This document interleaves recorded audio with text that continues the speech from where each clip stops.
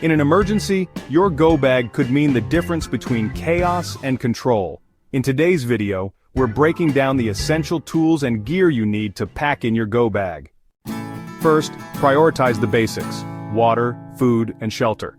Include portable water filters, lightweight food options like energy bars, and a compact emergency bivvy for warmth. Next, add survival tools. A multi-tool, fire starter, and flashlight are non-negotiable. Look for gear that's lightweight but durable to keep your bag manageable. Don't forget communication and navigation.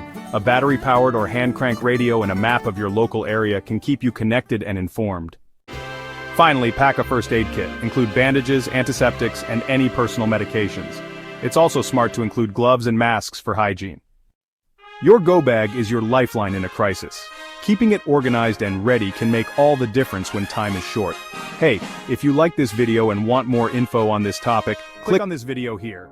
You can also get more life-saving information at isurvivethrive.com. And of course, don't forget to subscribe to our I Survive Thrive YouTube channel.